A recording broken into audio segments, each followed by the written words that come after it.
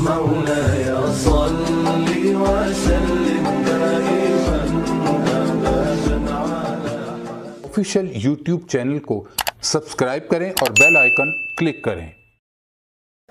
ان کا رجحان شافعیت اور حنبلیت کی طرف تھا اور صاحب اجتہاد تھے۔ اور تراجم الابواب، جب آپ صحیح بخاری کو دیکھیں اس میں دو چیزیں ملیں گی، ایک بخاری شریف جس میں احادیث ہیں یا آثار ہیں، اور ہر مقام پر ایک کتاب کے بعد ابواب ملتے ہیں جو ابواب کے عنوان قائم کیے ہیں، عنوان، اور آپ نے ہر جگہ عنوان باب کے عنوان کے ساتھ کہیں قرآن مجید کی بعض آیات کے جز دیے ہیں، کہیں صحابہ یا تابعین کے کچھ اقوال دیے ہیں، کہیں زیادہ آیات دی ہیں، کہیں اقوال دیے ہیں، کہیں سند کے بغیر حضور علیہ السلام کی کسی حدیث کا ایک جز بیان کیا ہے۔ یہ بیان کر کے چیپٹر کے عنوان کے بعد پھر آپ روایت کی طرف آتے ہیں۔ تو ترجمۃ الباب کہتے ہیں کہ ابواب میں احادیث لانے سے پہلے ترجمۃ الباب قائم کرتے ہیں، عنوان، اور اس عنوان کے ساتھ کچھ آیات، کچھ احادیث، کچھ آثار لاتے ہیں۔ وہ جو اوپر لاتے ہیں وہ ان کا فقہی مذہب ہوتا ہے، وہ امام بخاری کا فقہی نقطہ نظر ہوتا ہے۔ اب بڑی ایک لطیف اور دقیق وادی میں ہم جا رہے ہیں، سر سے پاؤں تک ہمتن گوش ہو کے آپ سمجھیں گے بات کو، اس سے اشکال دور ہوں گے۔ اور میں ایک بات شروع میں کہہ دینا چاہتا ہوں بغیر کسی، اس لیے کہ اہل علم اس قسم کی بات کرنے اور سننے کے عادی ہیں، اہل علم کو معلوم ہے کہ یہ بات ہوتی ہے۔ آپ کو سمجھانا چاہتا ہوں کہ یہ بات اس زمانے سے آج تک علم کی تنقیح ہی نہیں ہو سکتی اگر یہ باتیں اس انداز سے نہ کی جائیں، اور علم آگے نہیں بڑھ سکتا، پھر تو صرف نقالی اور جگالی رہ سکتی ہے۔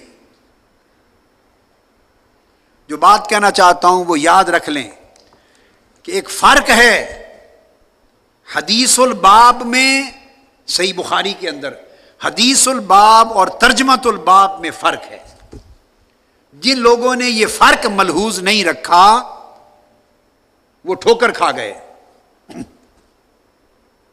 انہیں مغالطہ لگا ہے، وہ بہک گئے جنہوں نے حدیث الباب اور ترجمۃ الباب میں فرق نہیں رکھا۔ اب حدیث الباب کیا ہے؟ جب ایک چیپٹر بخاری شریف میں کوئی شروع ہوا تو اس کے اندر جو روایت ہوئی، جس کو کہتے ہیں روا فلان یا سمع عن فلان، سمع عن فلان، حدثنا اخبرنا انبانا عن فلان، پھر آگے حدیث بیان ہوتی ہے۔ تو وہ جو احادیث بیان ہوتی ہیں چیپٹر میں ان کو احادیث الباب کہتے ہیں، وہ حدیث الباب ہے۔ وہ حدیث آقا علیہ السلام کی حدیث ہے، یاد رکھ لیں۔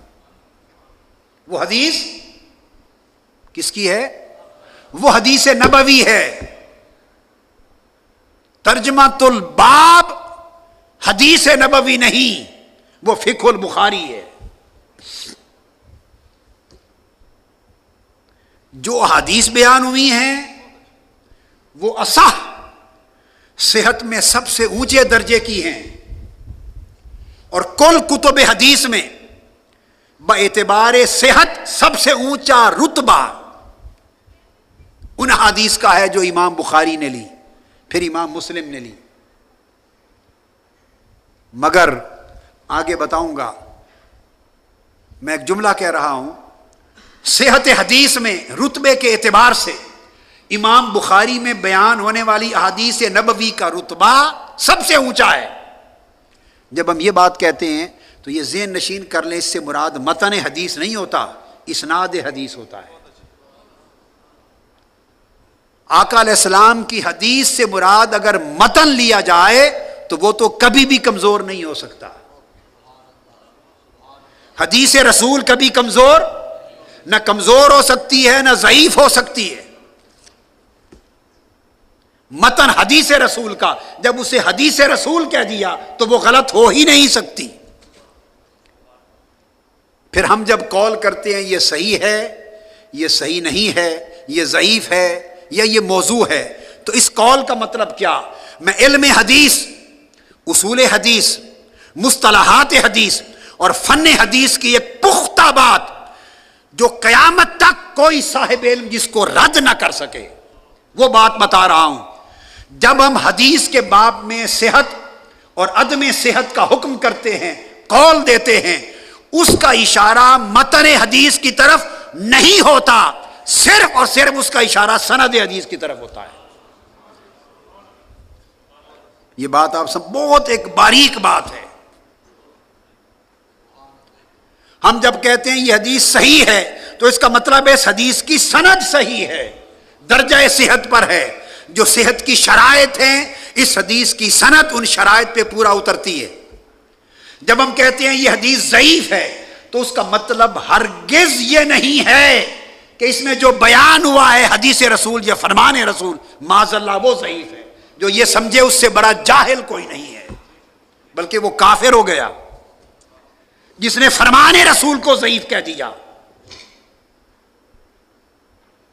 جب ہم ضعیف کہتے ہیں تو جس طرح صحیح سے مراد اس کی سند کا صحیح ہونا ہے، اسی طرح ضعیف سے مراد متن حدیث نہیں، اس کی سند کا ضعیف ہونا ہے، اسناد کا ضعیف ہونا ہے، اس کے راویوں میں کسی کمزوری کی نشاندہی کی گئی ہے۔ لہذا صحت و ضعف، صحت اور عدم صحت، اس کا اشارہ متن حدیث کی طرف نہیں، اسناد حدیث کی طرف ہوتا ہے۔ یہ بات یاد رکھ لیں۔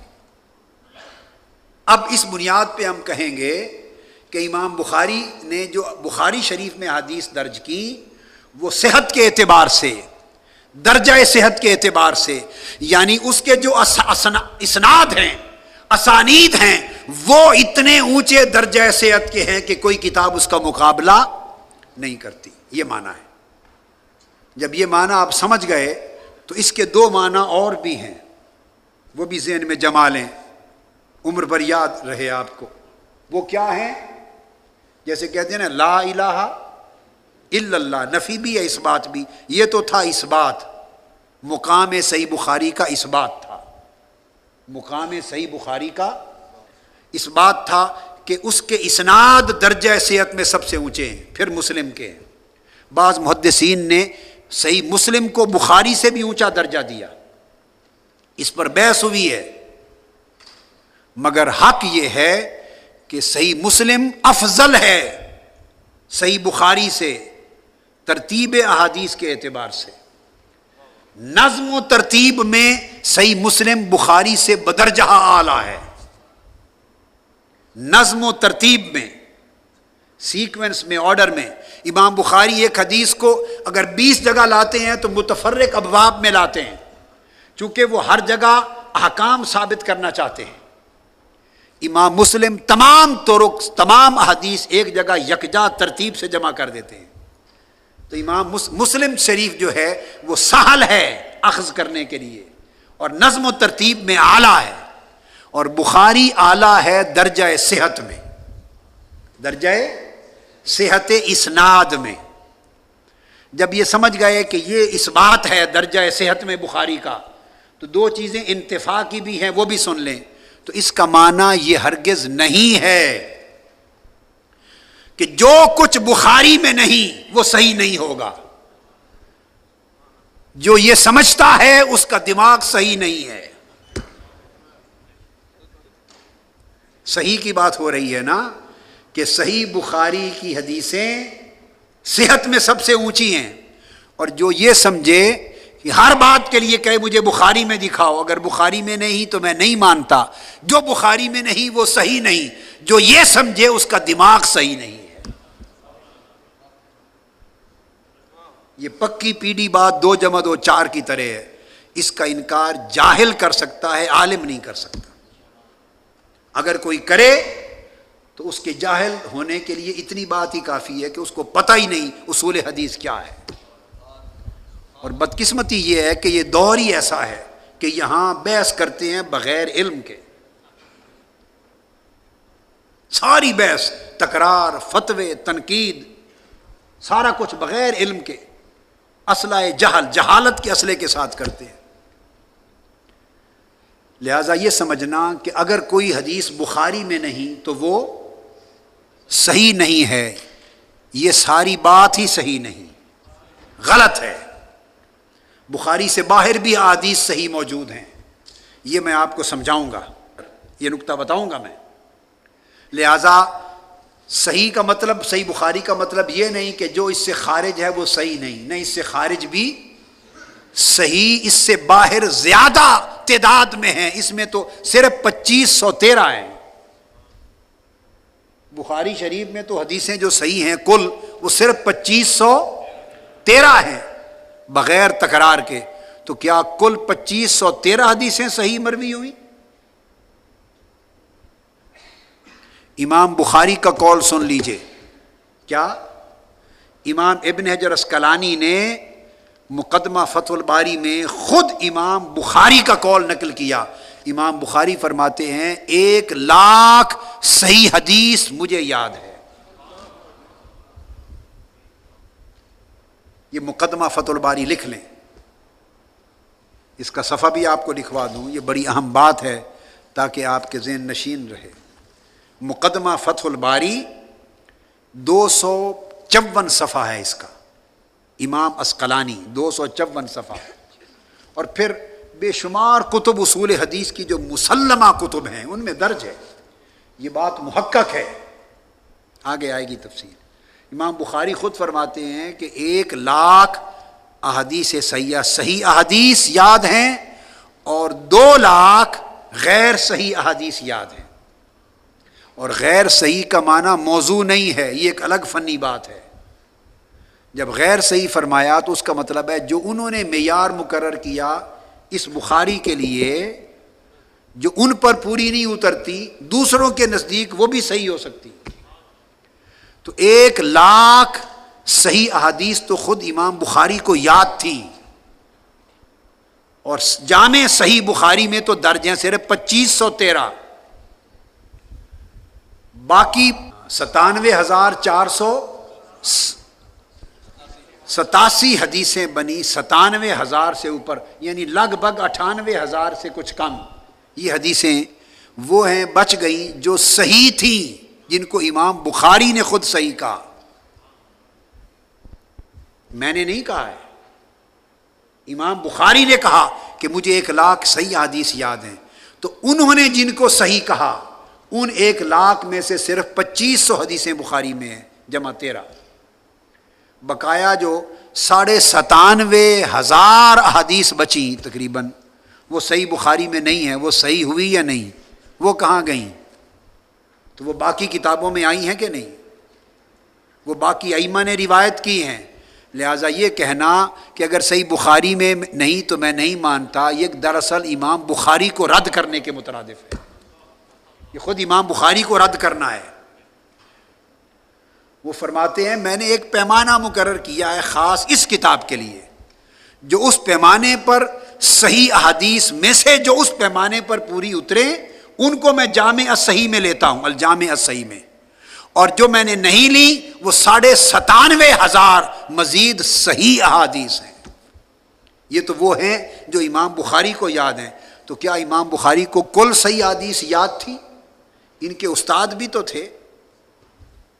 کیا امام احمد بن حنبل فرماتے ہیں مجھے 7,00,000 احادیث یاد ہیں.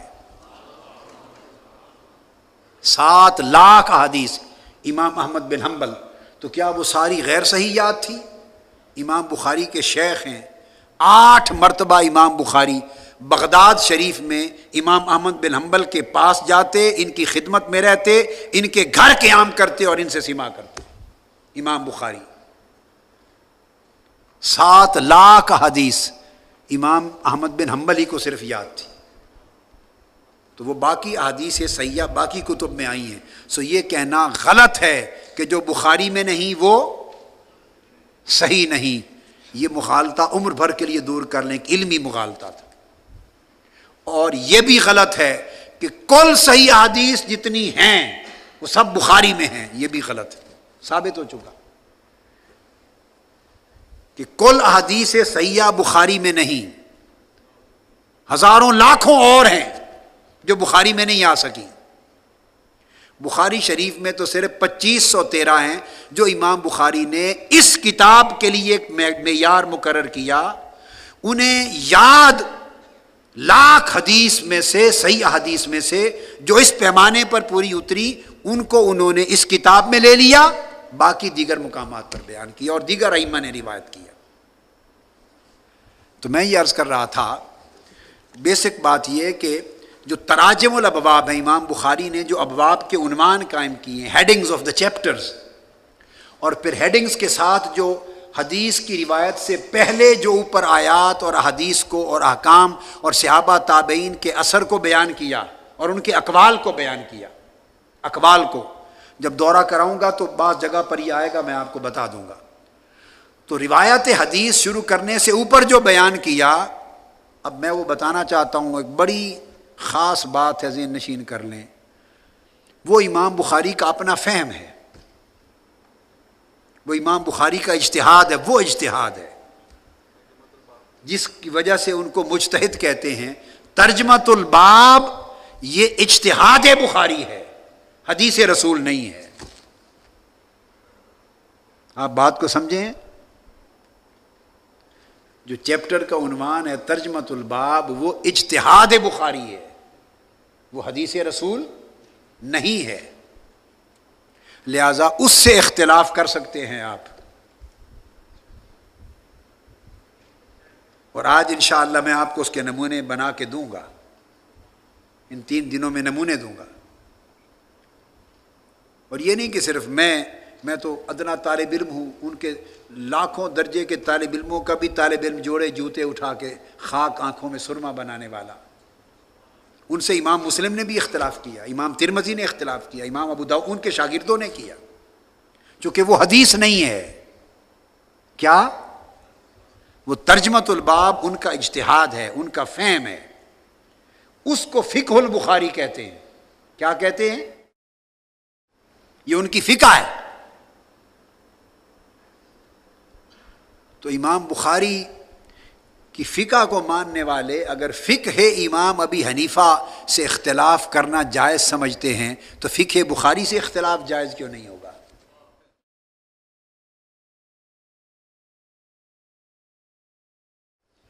ہمارے ہاں ایک زمانہ آ گیا جب علم رخصت ہو گیا تو اس کے بعد علم کم غصہ زیادہ، علم کی کمی ہم غصے سے پوری کرتے ہیں، جوش و خروش سے پوری کرتے ہیں، فتویٰ سے پوری کرتے ہیں، اور زبان سے پوری کرتے ہیں، تیز غصے سے بھر دیتے ہیں، اڑا دیتے ہیں۔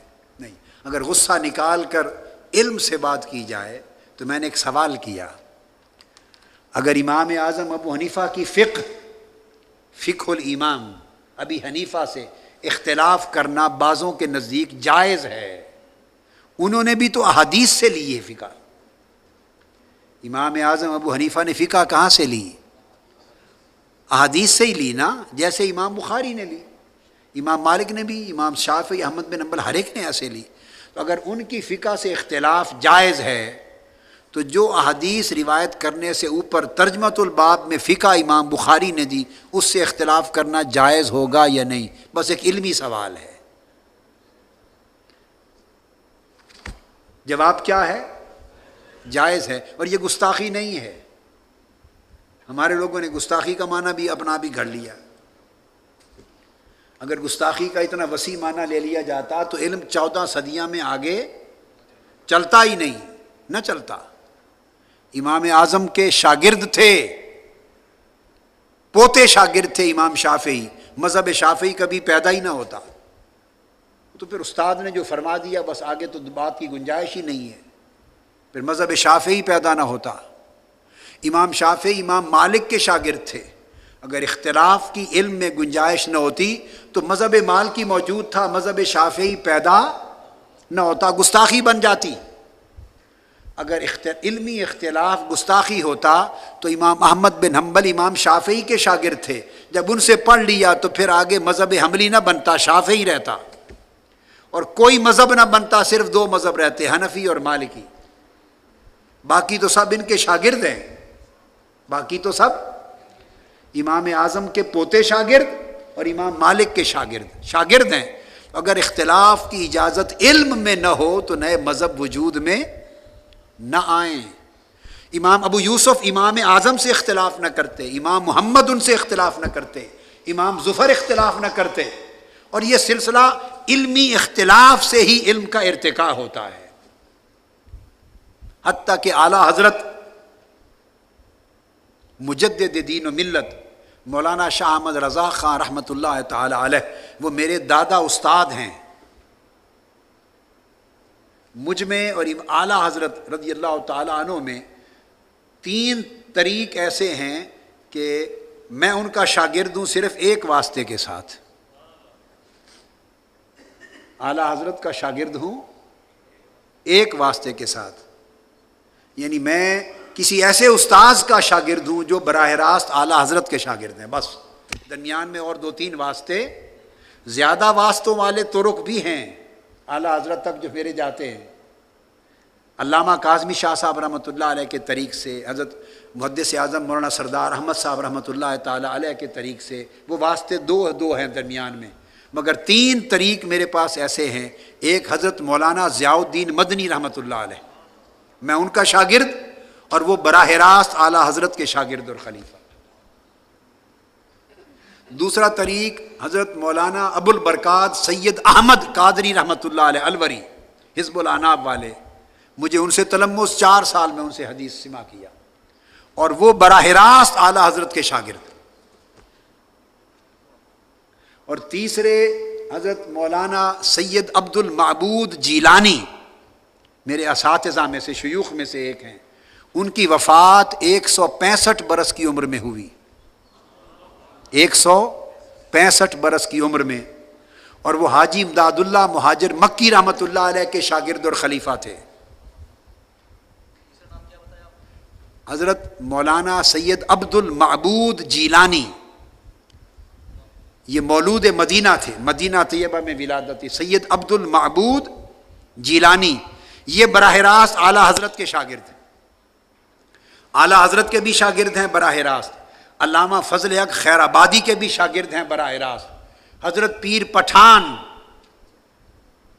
حضرت خواجہ شاہ سلیمان توسوی رحمۃ اللہ علیہ، ان کے بھی شاگرد ہیں براہ راست، اور میرے دادا اور پردادا شیخ سیدنا علی نقیب الاشراف اور سیدنا عبد الرحمن النقیب، حضور قدوۃ الاولیاء سیدنا طاہر علاء الدین، میرے شیخ کے دادا اور پردادا ان دونوں کے براہ راست شاگرد ہیں۔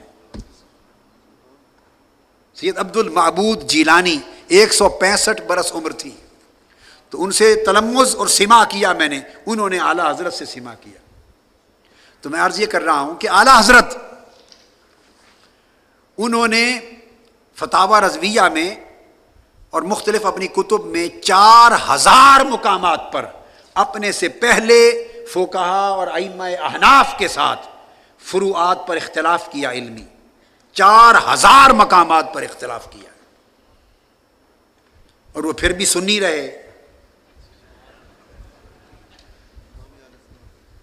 بلکہ امام اہل سنت رہے۔ اپنے سے پہلے علماء سے، امام طحطاوی سے سمیت الامام شامی سے، صاحب در مختار سے، صاحب رد المختار سے، فتاوی صاحب قاضی خان سے، عالمگیری سے، امام طحطاوی سے، مختلف فقہا اور ائمہ فقہ سے 4000 مقامات پر اعلیٰ حضرت نے علمی اختلاف کیا ادب کے ساتھ، اور وہ امام اہل سنت رہے۔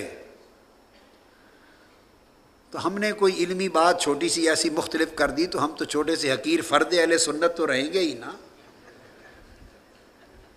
حقیر سے فرد اہل سنت تو رہیں گے۔ یہ بات آپ کو سمجھائی اس لیے ہے، اس میں تفنن طبع بھی ہے، پیارا مزاح بھی ہے علمی۔ سمجھانا مقصود یہ ہے کہ جب تک آپ اس کلچر سے، تعصب کے کلچر سے باہر نہیں نکلیں گے، تنگ نظری کے کلچر سے باہر نہیں نکلیں گے، اور علم اور تحقیق کا دروازہ کھلا نہیں رکھیں گے، ادب اور شے ہے، علمی اختلاف اور شے ہے۔ امام احمد بن حنبل کا اختلاف بھی سنو اور ان کا ادب بھی سنو۔ امام احمد بن حنبل کا اختلاف تو یہ کہ مذہب شافعی کے ہوتے ہوئے ایک مستقل مذہب الگ بنا دیا، مستقل فقہی مذہب الگ بنا دیا امام شافعی کے باوجود۔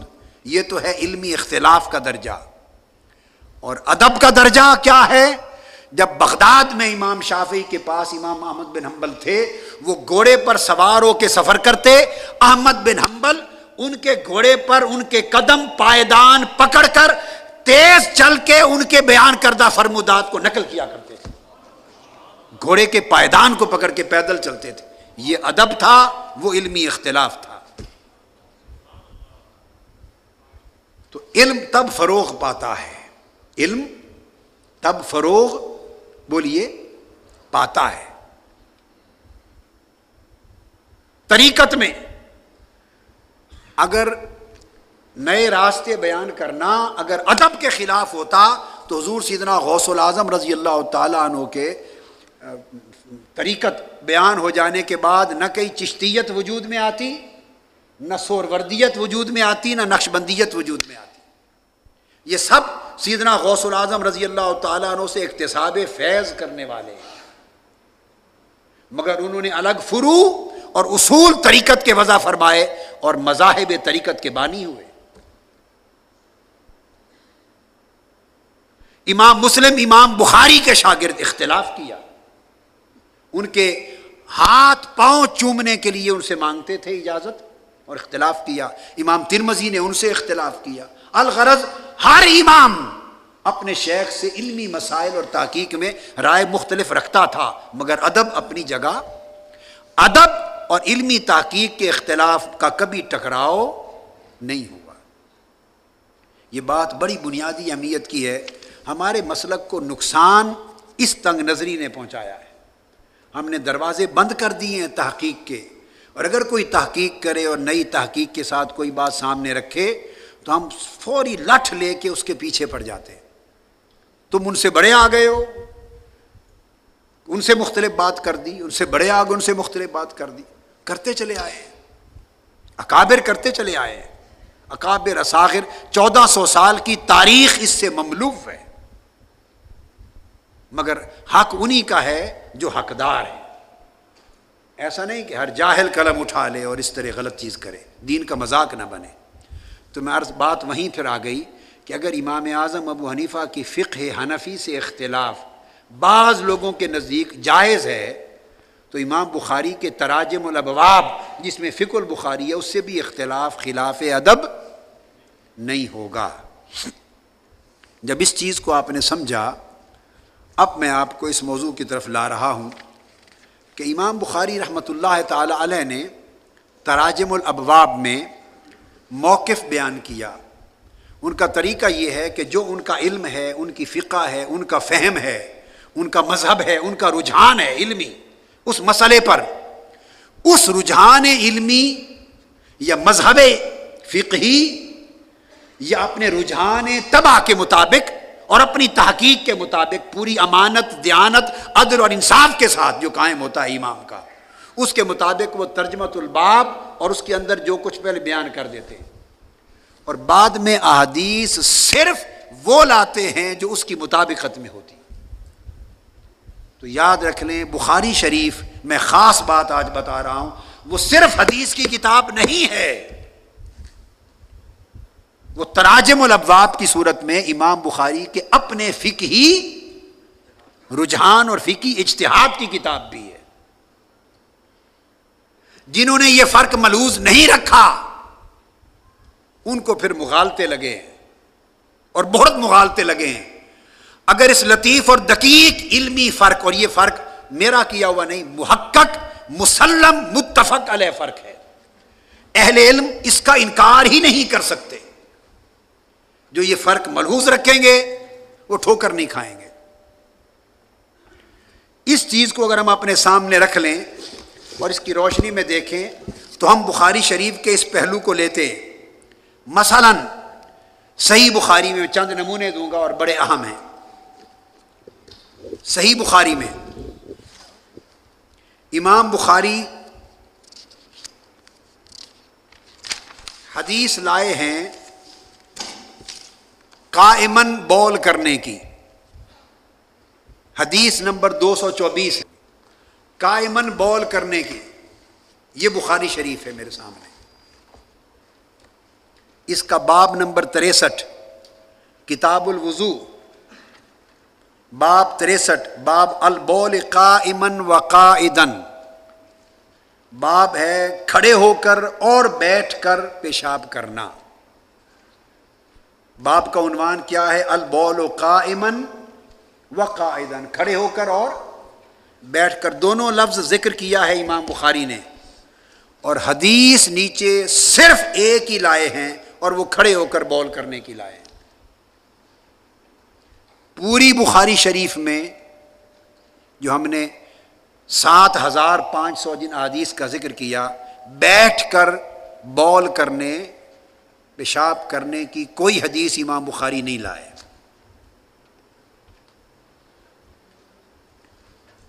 اب میں وہ جو کہا تھا کہ بڑی باریک چیزیں اور بڑی علمی دقیق اور لطیف ہیں، مگر دروازے کھل جائیں گے، پردے اٹھ جائیں گے انشاءاللہ مغالطوں کے، اشکال دور ہو جائیں گے۔ وہ لوگ جو بخاری شریف کے سوا کوئی اور بات ماننے کو تیار نہیں اور سمجھتے ہیں کہ بخاری کے سوا باہر کوئی شے حدیث صحیح نہیں، انہیں آج سے چاہیے کہ وہ بیٹھ کر بول کرنا بند کر دیں اور وہ یورپین اور انگلش، برٹش اور امریکن کی سنت پہ آ جائے، کیونکہ بخاری شریف میں کوئی حدیث نہیں۔ باب قائم کیا ہے البول قائمن و قائدن، باب میں دونوں لفظ بیان کیے، حدیث صرف، میں حدیث اب پڑھ رہا ہوں۔ حدثنا آدم قال حدثنا شعبۃ عن الاعمش عن ابی وائل عن حذیفہ قال اتى النبي صلی اللہ علیہ وآلہ وسلم سباتة قوم فبال قائما ثم دعا بماء فجئته بماء فتوضأ۔ آقا علیہ السلام کی یہ حدیث اور سنت لائے ہیں۔ آگے جا کر امام بخاری نے اس کی کوئی وضاحت نہیں کی کہ آقا علیہ السلام سے ایک بار کھڑے ہو کے یہ بول کرنے کی جو حدیث ہے موقع کیا تھا۔ امام حاکم نے مستدرک میں جا کر اس حدیث کے واقعے کی تفصیل میں گئے ہیں۔ وہ فرماتے ہیں کہ آقا علیہ السلام کو تکلیف تھی گھٹنوں میں، بیٹھ نہیں سکتے تھے، اور دوسرا یہ کہ سفر تھا صحرا میں اور تکلیف تھی جس کی وجہ سے آپ نے قائمن بول فرمایا۔ اب بولیے، اگر صرف بخاری پر کر لیا تکیہ اور کل علم بخاری میں دے دیا اور باقی تمام کتب حدیث سے آنکھ بند کر لی، تو اس پر جو اعتراض وارد ہوگا اہل علم کیا جواب دیں گے؟ اس جواب کے لیے آپ کو امام حاکم کی مستدرک کی طرف جانا پڑا یا نہیں؟ بولیے۔ اور اس جواب کے لیے آپ کو دیگر کتب حدیث کی طرف جانا پڑا یا نہیں؟ اب اس پر دیگر ائمہ حدیث اور سیاستہ نے ابواب قائم کیے ہیں الگ، قائدن بول کرنے کے ابواب قائم کر کے حدیثیں الگ بیان کی اور قائمن الگ بیان کی، اور دوسری کتب حدیث کے ذریعے ہم بیٹھ کر بول کرنے کی سنت کو سمجھتے ہیں۔ اگر صرف بخاری پر رہیں اور باقی کتب کا انکار کر دیں تو پھر تو مشکل آ جائے۔ دوسری کتب حدیث میں قائدن کی احادیث آئی ہیں، صحیح بخاری میں نہیں آئی۔ میں آپ کو بتا رہا ہوں کہ ترجمۃ الباب میں دونوں دے دیا، اس سے ثابت کر دیا کہ دونوں طریقے جائز ہیں، امام بخاری نے ثابت کر دیا ترجمۃ الباب سے، مگر حدیث نہیں لا سکے، حدیث ایک دی۔